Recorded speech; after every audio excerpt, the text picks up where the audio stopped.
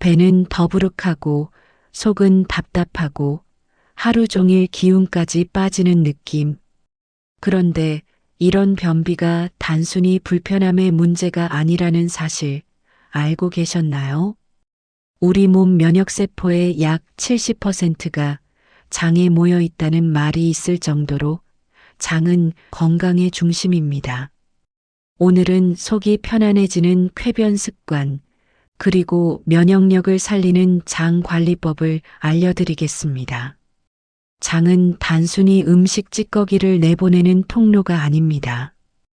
음식물 속 영양분을 흡수하고 유해균을 막아내고 면역 반응을 조절하는 아주 중요한 기관입니다. 그런데 장의 움직임이 느려지고 변이 오래 머물면 유해균이 늘어나면서 가스가 차고 염증 반응이 생기기 쉽습니다. 그래서 변비가 계속되면 피부 트러블, 피로감, 두통, 심지어 기분 저하까지 이어질 수 있습니다. 장이 편해야 몸과 마음이 함께 가벼워집니다. 그렇다면 가장 먼저 무엇을 바꿔야 할까요? 바로 물입니다. 많은 분들이 물을 마신다고 생각하지만 실제로는 부족한 경우가 많습니다. 특히 아침 공복 수분 섭취가 중요합니다. 자고 일어난 뒤 우리 몸은 가벼운 탈수 상태입니다. 이때 미지근한 물 한 컵에서 2컵 정도를 천천히 마셔보세요. 차가운 물보다는 체온과 비슷한 물이 장을 부드럽게 자극합니다. 갑자기 벌컥 마시기보다는 앉아서 천천히 삼키듯 마시는 것이 좋습니다. 하루 총 수분 섭취량은 개인 차이가 있지만 특별한 질환이 없다면 1.5리터에서 2리터 정도를 여러 번 나누어 마시는 것이 도움이 됩니다. 커피나 녹차만으로는 충분하지 않습니다. 카페인이 이뇨작용을 일으켜 오히려 수분을 빼앗을 수 있기 때문입니다. 물을 잘 마시기 어려우면 작은 컵을 눈에 보이는 곳에 두고 수시로 한 모금씩 마시는 습관을 들여보세요.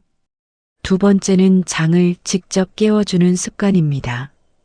바로 복부 마사지입니다. 누워서 무릎을 살짝 세운 뒤 배꼽을 중심으로 시계 방향으로 원을 그리듯 천천히 문질러 주세요.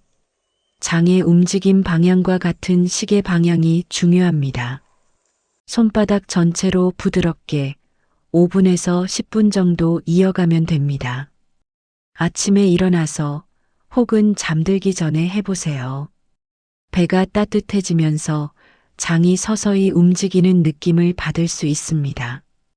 여기에 한 가지를 더 해보세요. 누운 자세에서 무릎을 가슴 쪽으로 천천히 끌어안았다가 내리는 동작을 여러 번 반복하는 것입니다. 이 동작은 복압을 자연스럽게 높여 장 운동을 돕습니다. 격렬한 운동이 아니어도 됩니다. 매일 꾸준히 하는 것이 더 중요합니다. 이제 식이섬유 이야기를 해보겠습니다. 변비 해결의 핵심 중 하나가 바로 식이섬유입니다. 식이섬유는 물을 흡수해 변의 부피를 늘리고 장을 자극해 배변을 돕습니다. 하지만 갑자기 많이 먹으면 오히려 가스와 복부 팽만이 심해질 수 있습니다. 조금씩 늘려가는 것이 좋습니다. 제철 음식 중에는 식이섬유가 풍부한 것들이 많습니다. 봄에는 냉이, 달래 같은 봄나물, 여름에는 오이와 가지, 가을에는 고구마와 배추, 겨울에는 무와 시금치가 좋습니다. 특히 고구마는 수용성 식이섬유가 풍부해 변을 부드럽게 만드는 데 도움이 됩니다. 다만 군고구마를 한 번에 너무 많이 먹으면 오히려 더부룩할 수 있으니 적당량이 중요합니다. 사과도 좋은 선택입니다. 사과 껍질에 많은 팩틴이라는 수용성 식이섬유가 장내 유익균의 먹이가 됩니다. 가능하다면 깨끗이 씻어 껍질째 드셔보세요. 배추와 무는 김치 형태로 섭취해도 좋지만 너무 짠 음식은 장에 부담이 될 수 있으니 간을 조절하는 것이 좋습니다. 콩류도 빼놓을 수 없습니다. 검은콩, 강낭콩, 병아리콩 등에는 불용성 식이섬유가 풍부해 장 운동을 활발하게 합니다. 다만 콩은 충분히 불리고 익혀야 소화가 편합니다. 처음부터 많은 양을 먹기보다는 반 공기 정도의 잡곡밥부터 시작해 보세요. 여기서 중요한 점은 식이섬유를 늘릴 때 반드시 물 섭취도 함께 늘려야 한다는 것입니다. 물 없이 섬유질만 늘리면 오히려 변이 딱딱해질 수 있습니다. 물과 식이섬유는 함께 가야 효과가 납니다. 이제 많은 분들이 궁금해하시는 유산균 이야기를 해보겠습니다. 마트나 약국에 가면 수많은 유산균 제품이 있습니다. 광고 문구만 보고 선택하기 쉽지만 몇 가지는 꼭 확인하셔야 합니다. 첫째, 균주명을 확인하세요. 단순히 락토바실러스, 비피도박테리움이라고만 적혀 있는 것이 아니라 그 뒤에 붙는 알파벳과 숫자까지 표시된 제품이 좋습니다.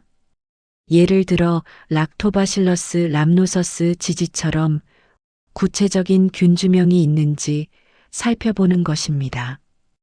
균주에 따라 기능과 연구 결과가 다르기 때문입니다. 둘째, 보장균수를 보세요. 투입균수가 아니라 유통기한까지 보장되는 균수인지 확인하는 것이 중요합니다. 아무리 많은 균을 넣었다고 해도 장까지 살아서 도달하지 못하면 의미가 줄어듭니다. 셋째, 자신의 상태에 맞는 제품인지 생각해 보세요. 변비가 주된 고민인지, 설사가 잦은지, 항생제를 복용 중인지에 따라 도움이 되는 균주가 달라질 수 있습니다. 복합균 제품이 무조건 좋은 것은 아닙니다. 내 몸에 맞는 것이 더 중요합니다. 넷째, 과도한 기대는 금물입니다. 유산균은 보조적인 역할을 합니다.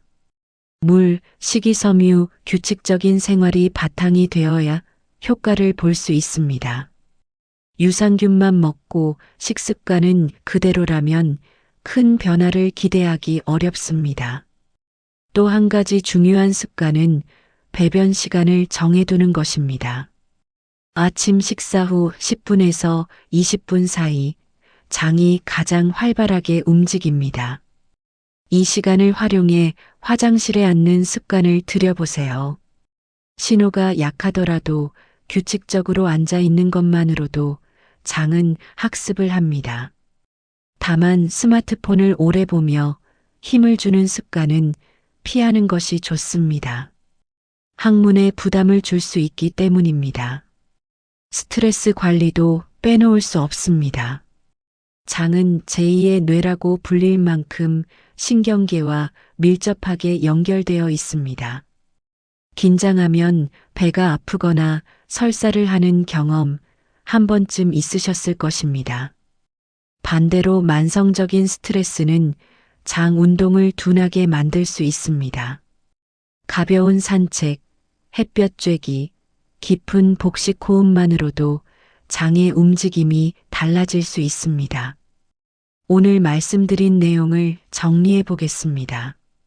아침 미지근한 물 한두 컵, 하루 1.5리터 이상 수분 섭취, 시계 방향 복부 마사지와 가벼운 무릎 당기기 운동, 제철 채소와 과일, 콩류를 활용한 식이섬유 섭취, 그리고 균주명을 확인한 유산균 선택. 여기에 규칙적인 배변 습관과 스트레스 관리까지 더해진다면 장은 분명히 달라집니다. 장은 하루아침에 바뀌지 않습니다. 하지만 매일의 작은 습관이 쌓이면 어느 순간 아침이 훨씬 가벼워졌다는 것을 느끼실 수 있을 것입니다. 속이 편안해지면 얼굴빛도 밝아지고 몸의 기운도 달라집니다. 결국 장 건강은 면역력과 직결되고 우리의 일상을 지탱하는 힘이 됩니다. 오늘부터 물 한 컵으로 시작해 보시는 건 어떠신가요? 내 몸을 가장 가까이에서 돌보는 시간, 지금 이 순간이 그 출발점이 될 수 있습니다.